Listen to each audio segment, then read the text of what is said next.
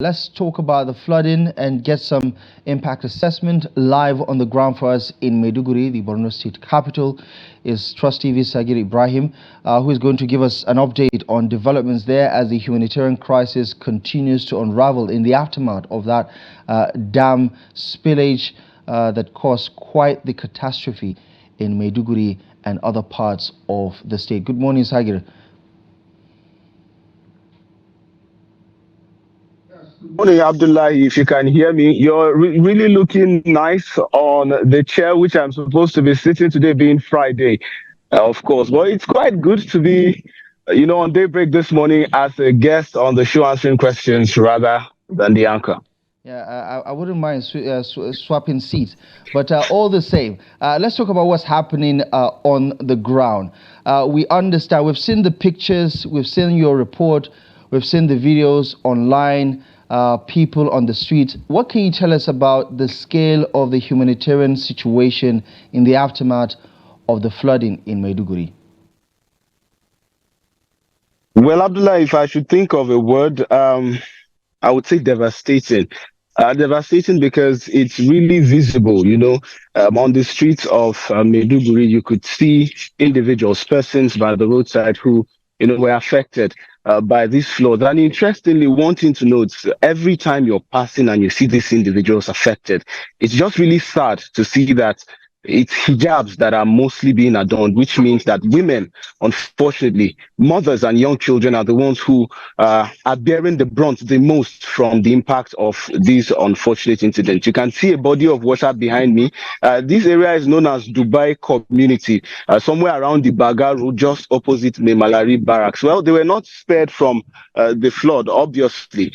But then again, the flood has had quite a lot of impact, aside the fact that people are out on the streets now with no home to go back to because of the floods. Persons who have managed to go back to their communities also have a plethora of challenges, one of which, top of the list, access to clean water. Well, you see people around carrying jerry cans, you see them carrying trucks. I wish it were possible for me to pan, but unfortunately I cannot do that.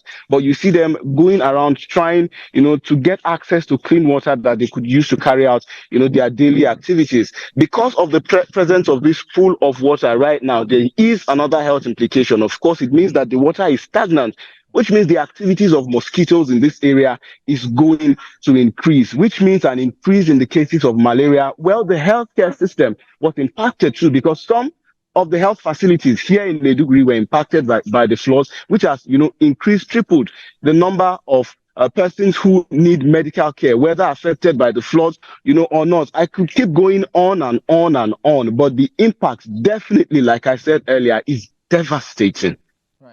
We obviously know of the scale of the humanitarian crisis that is unfolding. What about the scale of the solution? Because several state governments, philanthropists have visited Maiduguri, have made their donations. What have you seen so far about the solutions, the aid that is coming to people in need? Well, it has not come yet, but then there are certain reasons because unfortunately, like these processes take time due to the bureaucratic nature. So these donations and support have come in, but it's going to take a bit of time for it to get to the people. Of course, we understand that, the Borno state government is trying the best that it can, especially with the creation of the Borno State Relief Fund, where a lot of these donations are going to be going into. But then again, a lot of persons have also made pledges, and then the donations have not been made physically to either the state government or its bank account. So there is that challenge. Meanwhile, residents who are staying in these communities continue to bear the brunt of that. However, another challenge to note is the fact that while all of this happened, residents were directed to move over to primary schools, which they were initially situated. But unfortunately, when the initial donation of bags of rice and spaghetti to those who were impacted by the flood started,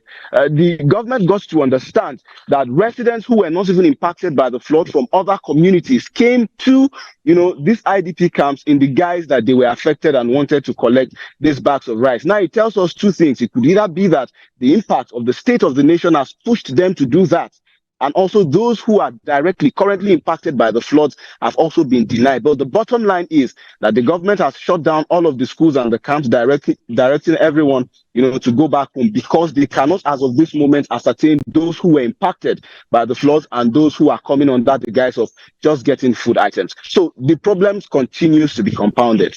Yeah, and do you get a sense that the government is on top of the situation, given that we still have people loitering about, people spending their nights on the highways, on the streets, in government buildings? The level of destitution is soaring.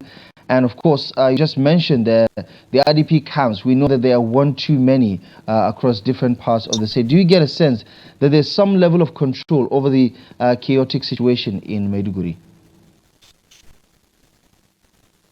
Well, that's a good question, Abdullahi. I really would not describe the situation as under control. Reasons being that under control would probably mean that you would immediately see, some sort of concentration of those impacted by the flood in a space that should be safe and conducive enough to hold them interim, until they are able to be moved somewhere else, or at least back to their communities. But I cannot say that, is the situation now, because right now it's just a decade ago they were grappling with the incidences of insurgency and Boko Haram.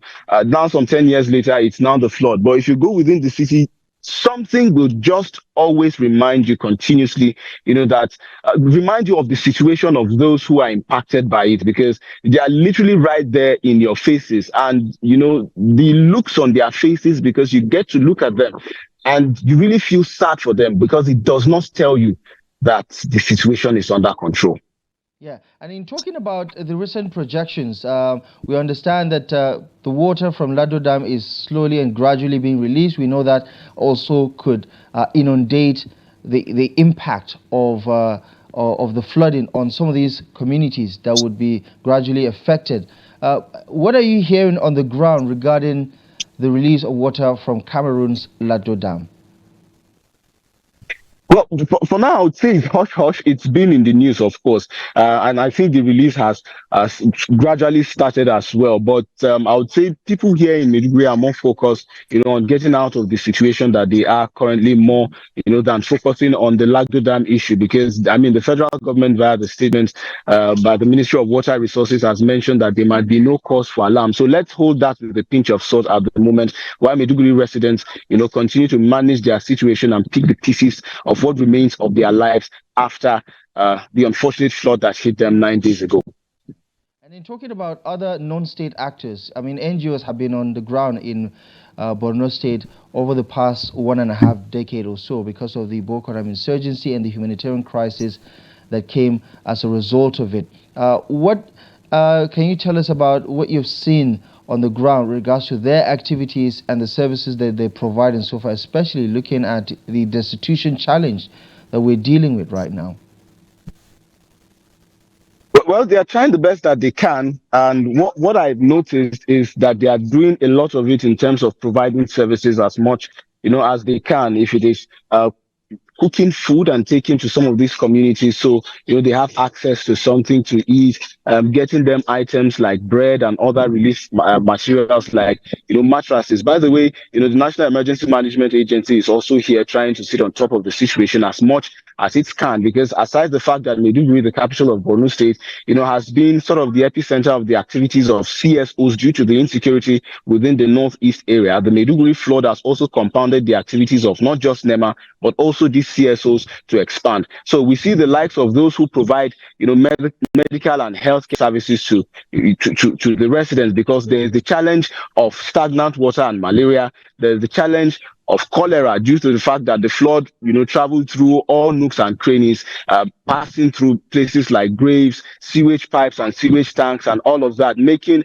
the water really not safe. And I beg your pardon to digress, but because this has also led the Ministry of Environment here, the Ministry of Health rather, here in Borno State, giving an advisory that residents shouldn't purchase fruits and vegetables around areas, of course, that were impacted by the flood, because of these concerns of the flood and the waters being contaminated by the areas that it passed through. So this sort of gives you a sense of what is priority for the CSOs to focus on, which is providing food and also quick healthcare services to those who are in need. Yeah, and on the economic front, Sagir, we understand that the Borno State Chamber of Commerce, Industries and Agriculture, as well as Mines, has estimated the losses so far over the course of the past 9 days because of the flooding to the tune of over 9 billion naira or so.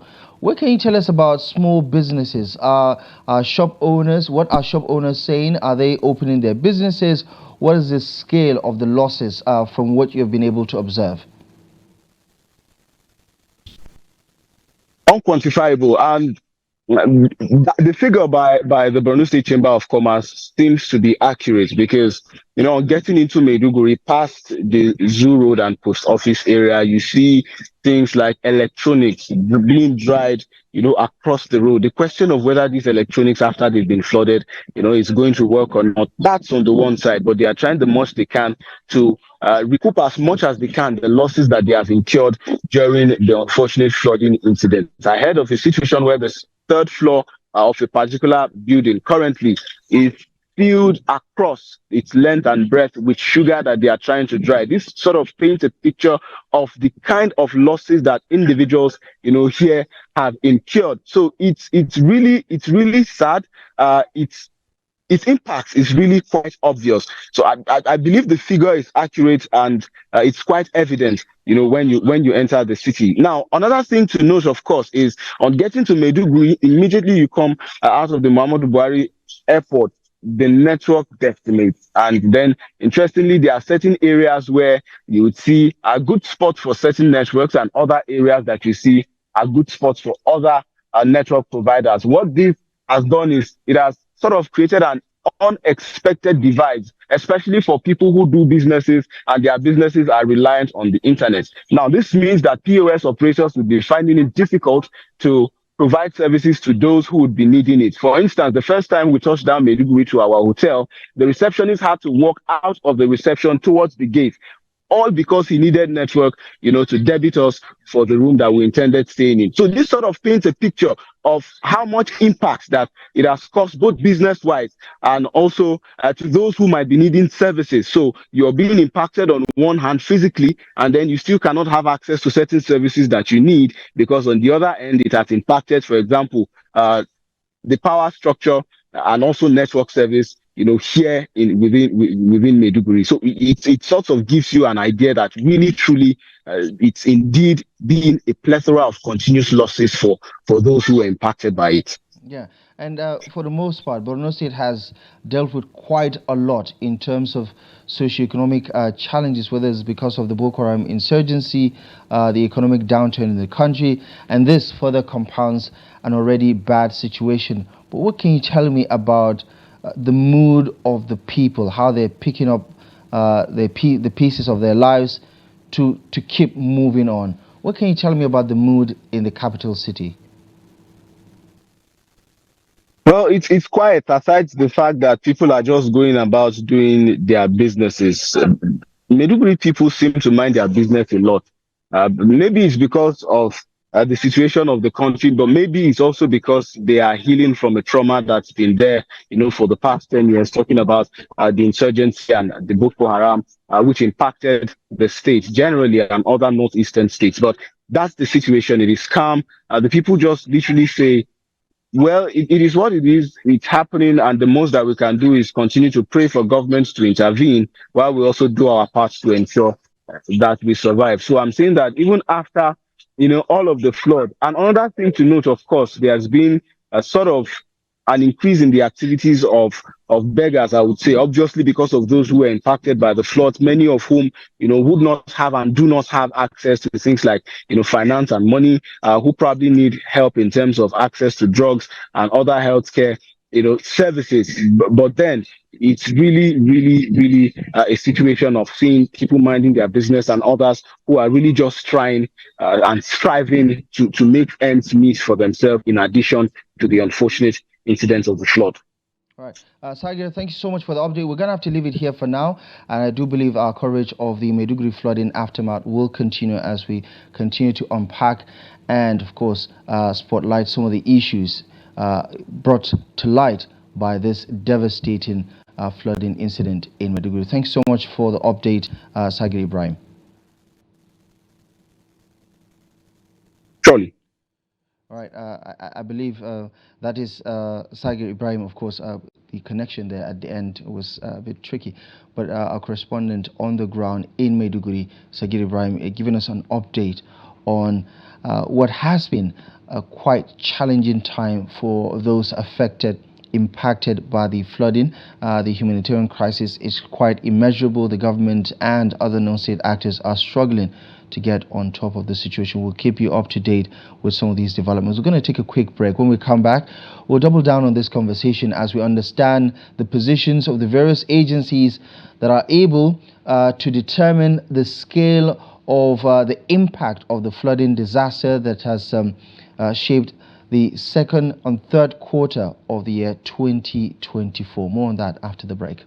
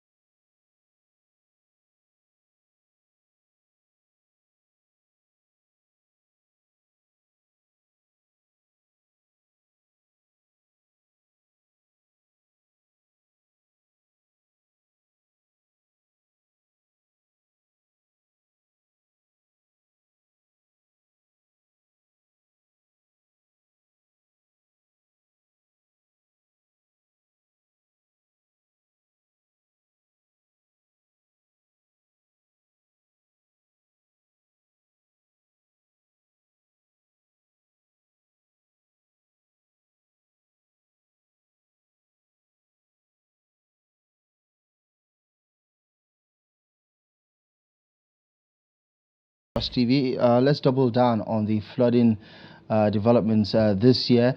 As you can imagine, there are government agencies that have been saddled with responsibility, mandated to give us a heads up and, of course, provide some detailed report as well as analysis about what's to come, about what has happened, so we can better understand what we're dealing with year on year. And we have with us in the studio at this hour the Director, Operational Hydrology, or the Nigeria Hydrological Service Agency, Femi Bejide, is joining us this morning. Good morning, thank you so much for your time.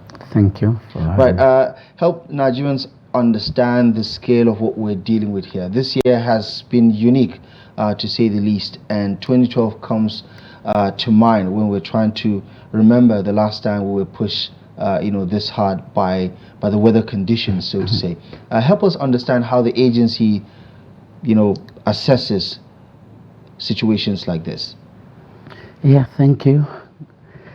The situation we have at hand, like we know, is as a result of actually climate change, no doubt about it, and it's global.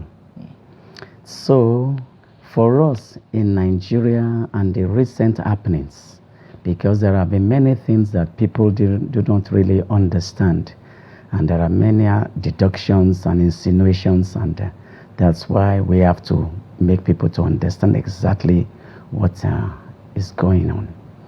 Let me start from Borno. The flooding in Borno and part of the northern part of the country is just due to purely climate change, excessive precipitation, what we call rainfall. So that's what happens in Borno. And the dam, of course, we all know now that the dam was a small dam, not because it's not adequate actually. Because of the rainfall in that part of the country, it's not much, and that's why the dam was built purposely for that capacity, about 6-meter height and things like that. Not built and designed for excessive waters. So it's not out of place. But having this at hand and the excessive waters coming from the Mandara Mountains, from the Cameroon, rushing down through Sambisa Forest and everything, and into the Alau Dam, it was massive. Coupled with the water already in Alau Dam impounded there before, give this and make the spillway to be broken, and all the water rushing just about 8 kilometers from the Maiduguri metropolis. So that what gave rise to what we are experiencing. Now, people also have been talking fears everywhere about Lagdo Dam, the release of water. I can understand the fears of Nigeria because in the past it has always been like that. So when they hear Lagdo, is synonymous to excessive disaster waiting to happen. Yeah. Is that? I say disaster waiting to happen. Yes. So I can understand. So that's why our DG, Umar Ibrahim Mohammed, has taken it as a top priority to liaise with the management of Lagdo Dam in Cameroon, so that there will be that understanding of intermittent releases, unlike before. So we are with them.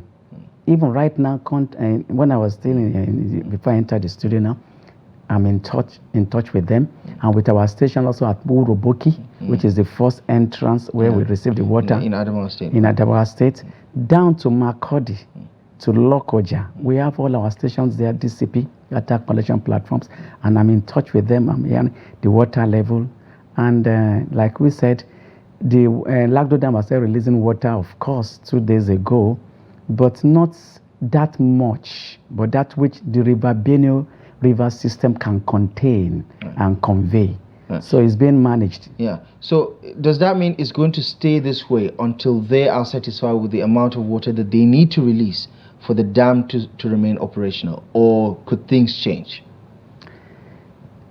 With our understanding, it will be like this, gradual releases, so that we can contain it. So, like I said in other sister stations, if we are doing our own parts, and also the state government, the local government, the people, the community, they have their own part also to play to move from the floodplain and also to clear their drainages and things like that. If all things being equal, flooding will be minimized very, very this year. You don't think the Benue is likely going to overflow from the release of the water from Lagdo Dam? I don't think so. I don't think so. Because for now, even it's still below the alert level, about 5.8 meters as of this morning. And the alert level is 7 meters in Buroboki. So it's still being well managed. And we should not also forget that we're in October already. So entering November, the rains are ceasing exactly gradually. Right. So from all this perspective and things like that, we, Nigeria Hydrological Service Agency, can say we experience minimal flooding incidents. Yeah, so the worst is over now, based on your projection. Yes, so to say, yes. And in talking about the recent directive from the federal government and the state governors to communities, the riverine communities, to move to higher ground, is that just a precautionary measure, just in case?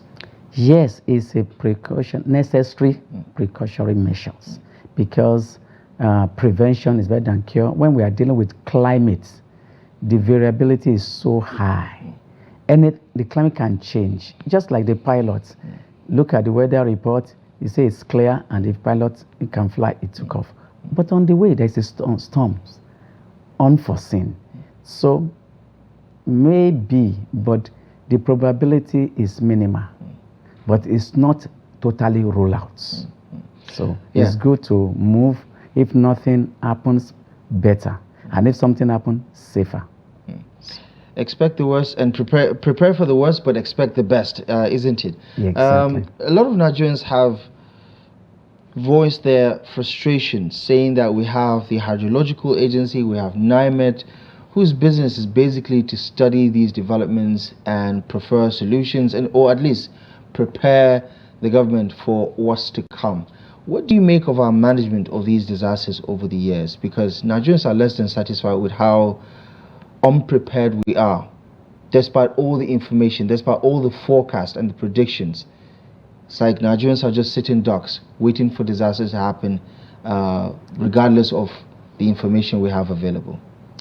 Yeah, I understand them, and also I want us to understand also that Nigeria is not in isolation. We are also part of the global community. Even in the advanced countries, so many people always mentioned, we have even worse disaster, flooding disasters there, and they are well prepared and things like that. So for us here in Nigeria, mitigation of flooding is everybody's business. For us in Nigeria Hydrological Services Agency, NISA, our own is to predict, to forecast. And this forecast, it may interest you that it always comes out early in the year, February or latest March. Circulated. NEMA runs with it and begin to prepare. Look at the states, the local governments and villages, and they go into operations severely flooded. Even Borno, we predicted that it will be moderately flooded. And they have me asked that if Maiduguri have been moderately flooded, what will have happened? Allow Dam will have been able to contain it and things like that. But because of the climate change I'm talking, excessive rainfall, not expected. So that's what happened there, and the spillway give way. Now, talking about preparedness, Nimet are doing their part forecasting. We are taking their data and we are modeling it and things like that to predict and forecast. And our forecast is about 80% now accuracy. Right. Yes. So, what is the even in Abuja here? Trademore, Pape, Lokogoma, Idu, Axis is always being flooded. The people in Trademore cannot tell me that they don't know that that place will be flooded, because all that place, buildings there and structures there are on the flood plain. So what they need to do, expand the channels, and that will save a lot of be a great way of solutions to the problem. So everybody knows. Look at those in the riverine area. We say move, they don't want to move. Early warning systems are are there to also warn them, alarm and things like that. As government and government agencies, maybe NISA, Nimet, and NEMA, they are doing their best. But the people also have their part to play. The state government, the local government, the communities. So I believe, of course, the awareness of flooding now and the effect to ordinary Nigerians they are aware now, and I'm happy about that. So they are getting to know their own also part of responsibility. They are also talking, which is good. As they are talking, putting the government agencies on our toes, we are also talking that this is what we have done and we are doing, putting them also on their toes so that they will also do their know their responsibility and do it. So for me, I believe as far as flood mitigation is concerned in Nigeria, it's getting better and better. In the next 2-3 years, I've been saying it, we won't have much concern. As a matter of truth, I've said it, renewed hope agenda. The federal government have to know that hydrological services play a greater role in renewed hope agenda, because we are talking about flooding. It affects nothing less than about 163 million Nigerians. And every year their hope is dashed. Loved one lost, properties, farmlands, food insecurity and things like that. But if hydrological services, drought and flooding is mitigated, people's hope millions of Nigerians will be renewed. Yes. And yeah, just on a final note, what can you tell me about the synergy between the agencies of government that need to collaborate and work on this? Because sometimes we get the feeling that the handshake is not there, because you can provide the public with information, you can provide some of these agencies with information, but what they do with it remains within their purview or prerogative. For some, months ahead, the reports have come out. Nimet has identified the flashpoints, the volatile areas, the necessary actions that need to be taken. But when it happens, as is the case with Maiduguri, for instance, which is the more recent one, we see that emergency services are not readily available, whether it's medication, whether it's feeding and things like that. So what do other collaborating agencies do with the information that you give them about this impending disasters? What do you make of the utilization of the information when it comes to flood mitigation? Okay. I've just mentioned 3 agencies because we are collaborating very well. Nimet released their seasonal outlook. We receive it. This data, we use it for our own prediction and forecast and modeling. All right. And when we now come out with our own product, annual flood outlook across the country, NEMA take it religiously and also begin to prepare ahead of time. So these 3 agencies, government agencies, are collaborating effectively and very well. Then what I will say about the Maiduguri also, I'm not standing brief from NEMA or for anybody, but this is the truth and Nigerians have to know, is that when we predicted from the data we got from Nimet, and we predict, and NEMA also prepare along our predictions. Like Maiduguri, for example, is a moderately flooded. Of course, they prepare for such like in their own levels also. But now we have severely flooded because our predictions are either normal, moderately flooded, or severely flooded. Now we have a case of severely flooded. Who are we going to blame? Are we going to blame us? NEMA is going to blame us that we didn't predict well, or are we also going to blame? Isn't there a stratification for the various scenarios? I mean, you have best case scenario and worst case scenario. Yes, and that's you what I'm prepare saying. for both. Then that's left for NEMA because they are the one that's to prepare for emergency and to manage it. So maybe they are, but logistics and everything, that's what also will comes into bear and everything like that. Budgeting and everything. Yes, to be able to deploy scarce resources for the best usage. Okay, just on a final note, Nigerians who are concerned about the Ledo Dam, who are concerned about more rains, have nothing to worry about based on your projections. Yes, but not to go and sleep or cross their fingers. Let them do the needful. Because even if there is no excessive water that can cause much flood and damage, it can still cause a little. If the pathway, waterways are hindered, it can overflow because water has to have a conveyor, a way to pass. So their own is also to make sure that they clear their drainages and things like that, and also be on alert in case the flood early warning signal. All right. I guess that's somewhat of a good news to end the conversation. Mr. Femi Bejide, thank you so much for joining the conversation. I appreciate you for taking the time and for giving us this insight. Thank you so much for joining us on Daybreak. Thank you very much for having me. All right. This has been our conversation with Director Operational Hydrology at the Nigeria Hydrological Services Agency, Mr. Femi Bejide, giving us insight into the agency's forecast as well as their assessment of the current flooding situation in the country. Join us after the break as we take a look at the front pages of some select national dailies as we bring you up to speed with the stories making the headlines. Newspaper review is up next.